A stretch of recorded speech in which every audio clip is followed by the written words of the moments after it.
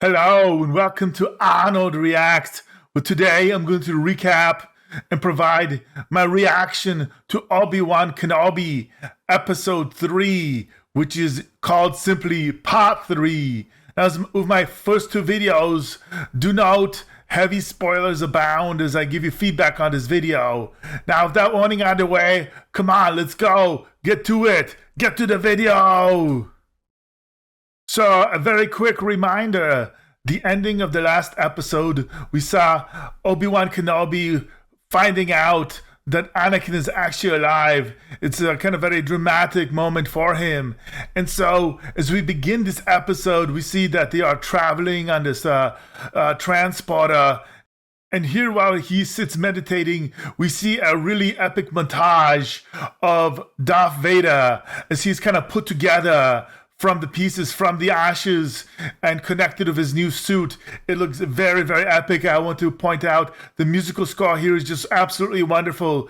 It's kind of great as it kind of goes back and forth between the footage of Obi-Wan Kenobi and his mental struggles, as I believe he is trying to connect to Qui-Gon as well, and then the footage of Darth Vader. Now here we also see once Darth Vader is kind of zoomed out on and you see his castle, and I believe this castle is on Mustafar.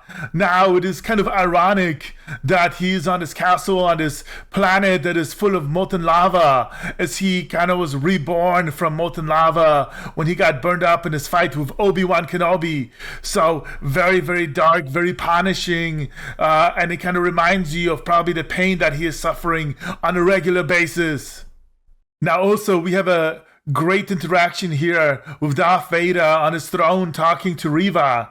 Now it is very important to note that here he knows that the Grand Inquisitor is dead, and it seems like Reva has blamed Obi-Wan Kenobi for the death, and Darth Vader, he does not care about the death of the Grand Inquisitor. He only cares about getting Obi-Wan Kenobi. He also knows that Reva, she has great ambitions, as is many of the Sith and or Dark Inquisitors and those on the dark side. And so he promises her, if he helps make sure that they succeed in getting Obi-Wan Kenobi, that she will become the Grand Inquisitor, which is something she wants to be. But he also points out, if she fails him, that he will destroy her. Now, right after this scene, we go back to Obi-Wan as he's interacting with Leia. And there's a nice little heartfelt connection here and discussion with what it means to feel the Force. Now, we have kind of seen numerous times with Leia, she's kind of given almost hints like she has a sensitivity with the Force. She can kind of read people's intentions. That's how I pick up on it. Now, let me know in the comments below. Do you agree with this? Do you feel like Leia is already being kind of hinted to having connections to the Force? Or am I reading into this too much? And I really like here, he spends his time fixing this little droid for her. Really makes her happy, and of course really made my daughter happy as well. She's happy to get this toy probably as soon as it comes out. Now shortly after that, they land on the planet of Mapuzo, which is kind of like a mining colony that has been controlled by the Imperium. So this is not necessarily a safe place for them to be at all. Now you see them kind of getting dropped off and walking, looking for the contact, but it seems like there's absolutely nobody in sight. So Obi-Wan starts questioning whether the contact was good, or if this was a trap, or if the information was not good. And so they start to worry a little bit. And as they are walking, Ben feels like he sees something in the distance. And from what I could see, this looks like it is Anakin actually in his robes. But it is kind of an image, and I am guessing that this is, Anakin trying to reach out to him, trying to find where he is, kind of that connection. And so the ominous music starts playing, and then we move on to the next scene. And in this next scene, I really like visually how this looks. Reva returns to what looks like kind of like a forward operating base of sorts for the Dark Inquisitors, the Grand Inquisitors rather. And so here she interacts with Brother Five, which is the other Inquisitor that is left. And you see this tension here because they clearly both want to be the next Grand Inquisitor, and neither of them wants to see the other succeed. So there is this instant tension here. And we see here how this other Inquisitor tries to pull rank, but then she says, oh, I've already talked to Vader. And so, do you want me to listen to you or to Vader? So she's very, very smart, very, very calculated here. And so she already has information and feels like that she got from that fake Jedi in the last episode. She knows the general area where Leia and Obi-Wan likely went, so she ordered the drones to go out there and to search the different planets. Now, there are multiple planets in the system, so it doesn't seem like she knows what planet they are on, so it is not kind of guaranteed that they're going to find them right away, but it's probably only a matter of time before they find them. So as we go back to Obi-Wan and Leia, they realize it doesn't sound like their contact is coming. And so they got to figure out something else to do. So in order to get help, they kind of make up a story that they're here from a different planet. They're kind of farmers, and she's his daughter. And of course, Obi-Wan wants to be more cautious, but Leia's like, oh, look, there's somebody in the distance. Let's get their help. And she's, a little bit more trusting, but also a little bit, a bigger risk taker here than probably she should be. And so here we are introduced to this new little character. His name is Freck, and he's kind of like a moment. I really like him. He's kind of funny looking guy, and he seems kind of really friendly. He's like, hey, you can come on my truck. Where are you going? And so they say they need to get to the spaceport. They got kind of lost. And so he kind of agrees to help them out. Right off the bat, I was kind of questioning, why would he be so helpful to these random people right off the bat? But, he's a Imperial sympathizer, so he's kind of like, go Imperium, go. And they're like, yeah, go Imperium, go too. So it seems like, okay, they got it right, but what could go wrong? But of course, it wouldn't be a show if something didn't happen that was going to surprise them. And so he goes and picks up some Imperial troopers that are kind of finishing a patrol and kind of running late and need a quick ride. And so I found this little part hilarious because they're out and they're saying, oh, where are you guys from? What are you guys doing here? And we're looking for a Jedi. And Obi-Wan's like all incognito. And they're like, oh, we're going to be able to find. It won't be a problem. So it's kind of funny that they are right in front of them and they don't even realize it. They almost get caught when Obi-Wan calls Leia, but they're pretty. She's pretty quick with her words, and they kind of get out of it and they kind of believe her, and they drop off the stormtroopers and then head on to the outpost. Now, when we get to the outpost, we kind of see the true colors of Freck. I feel like he was probably hiding his true feelings about them, and he had an idea that, maybe these people are not on the up and up. Maybe, maybe they're runaways or maybe they're wanted. So he tells the stormtroopers at the little outpost, or not really outpost, I guess it's just like a checkpoint. That's the word, checkpoint. That they should check him out. So of course, this scanner droid comes down, and Obi-Wan knows they're in trouble. So right before it scans them, he goes and attacks the droids, and then performs Jedi Kung Fu and kind of takes everybody out, including one pretty gruesome scene where he shoots one stormtrooper that had the high ground, ironically, and he kind of drops on the gate, which is like a laser, and cuts him in half. And I was kind of shocked that a Disney show would allow somebody to be cut in half, but there we go. It was a pretty good little action scene. Now Obi-Wan is he's not heartless, so while he may have killed that Imperial trooper, potentially the other ones, he doesn't kill the Freck. He knows he's kind of like an innocent bystander to some degree, so he just kind of knocks him out. And I thought this was an important little touch, because we see this very kind of grim, pessimistic, a little bit more violent Obi-Wan in the show. And I think it's important that he doesn't go too far dark, too negative, because that wouldn't really be Obi-Wan. Now, just as you think everything is fine, another transport comes up with more troopers, and it looks like there's an officer. And just when you think all hope is lost, you see this officer actually shoot the stormtroopers that come out of the transport, and it is revealed that this officer was the contact, and she was just kind of running late because apparently they got reported, and it seems like she actually is part of the Imperium, but she's kind of an undercover supporter of this whole series of individuals working to help smuggle out Jedi.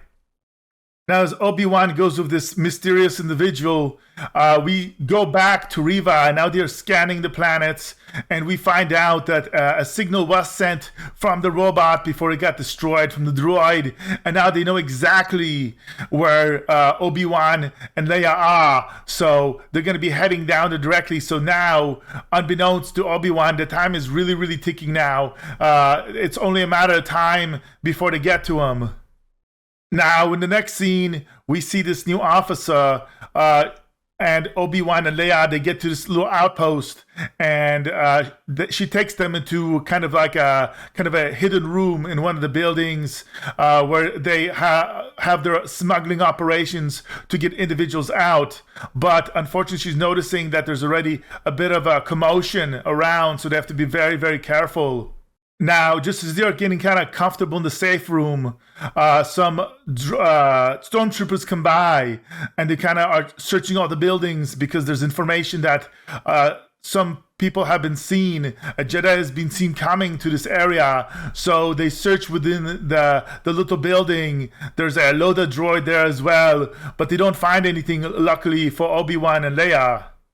At this point, this sympathizer, her name is Tala, she realizes that they have less time, and the enemies are quickly closing in on them. So she communicates with a contact to where they need to speed up the extraction, because originally it wasn't going to be till later that night or maybe the next day that they were going to get transported out. But everything has to be accelerated. But then things go from bad to worse. And in the next scene, time has just gone a little bit ahead. It is now nighttime, and we see the arrival of Darth Vader. And this is the new, absolutely ruthless Darth Vader. You see him walking by. He's choking individuals, breaking people's necks. He breaks a kid's neck. He's dragging a woman down the street and choking her to death. This is a Darth Vader does not care about human life at all. He has one mission only, that is to root out the Jedi, to root out Obi-Wan Kenobi, and he himself is solely focused on fighting Obi-Wan. He gives orders to the Inquisitors to go and interrogate all the other civilians, find out if there's any other Jedis or anybody with any force powers, or if they're sympathizers, and you see them kind of pillaging the village for any signs of Jedis. Now, Obi-Wan can really sense Darth Vader, and it looks like he knows that Darth Vader will be able to sense him as well. So he sends Tala and Leia down the little tunnels to get away so that he can kind of distract Darth Vader and the Inquisitors to save her life. Now, Obi-Wan kind of gets out of town a little bit. It looks like just slightly outside town. And of course, Darth Vader pops out in the dark. And visually, I love this part here. You see Darth Vader walking, takes out this lightsaber, and there's a stare down. And, you can see the fear, the shock in Obi-Wan's eyes. And you kind of ask yourself, he's going to fight, he's going to run. And he does choose to kind of run. Now, I will say we are coming to the part of the episode where I have a couple issues, and I'm going to point them out. So we now continue with Obi-Wan, who's kind of running away, but now he finally decides to take out his lightsaber, which is lighting him up like a Christmas tree, in the dark. So Darth Vader, of course, is going to be able to find him. Meanwhile, Riva continues to have her special power, but it seems like no matter what she does, she seems to know exactly where to go to find, Leia or the other characters. So she seems to be drawn to the exact location she needs to go. And I found that kind of frustrating. Just like in the first 2 episodes, she seems to know exactly what to do, exactly where to go. And I don't see where this is explained. Nowhere in her character have they said she's like super powerful or super special. So I don't know. This I understand it is to kind of move the story forward, but and as she's kind of looking to the building where Obi-Wan was hidden, with Leia, we jump over to Obi-Wan, who gets kind of jumped by Darth Vader, and they have a little battle with the lightsabers. And then we go and jump back to Tala and Leia, and they're in the tunnels, and they kind of look at each other, and then Leia says, go, and kind of sends off Tala to, I'm assuming, help Obi-Wan. But again, I do not understand this. Why would Tala, leave this child alone to run by herself, which is not safe at all? It seems, again, for the story, as we'll see in a second, it makes sense, but it also seems really irresponsible. I don't know why you would leave kind of a child to be out on her own when she's the one in the greatest danger. Now, going back to the fight with Darth Vader and Obi-Wan, Obi-Wan is not doing good. It definitely feels like Darth Vader's playing with him. He's force pushing him around. He's doing his little monologue, you should have killed me when you had a chance. And then as that battle continues, we swap back over to Reva, and for her, as she's frustratingly trying to find, any secret access point or any access to where Leia went. And then, of course, we also jump to Leia running. So we have these kind of 3 sections that jump between Obi-Wan, Reva, and then Leia. And then we get to a really epic scene with Darth Vader. He goes and he knocks over what are, I can't tell, like some sort of coals or something. And then he goes and lifts up Obi-Wan. He's force choking him. And he's saying, "You're going to suffer." And he goes and drags him through the fire. He catches the coals on fire with his lightsaber. And then all of a sudden starts dragging him through the fire. I don't know how he doesn't burn alive. Maybe he uses the force to protect his skin. Because it clearly looks like he should be completely burning up at this point. But it is clear that he doesn't want to just kill him. He wants him to suffer. So one quick move, he goes and blows out the flames and tells the stormtroopers to go and grab him. But before they can do that, out of nowhere, Tala comes and you see her sniping one of the stormtroopers to distract everybody. And at that point, she goes and shoots a coal, and magically it jumps into even a larger fire, which doesn't seem to make too much sense. And this is where I have the next problem with the scene.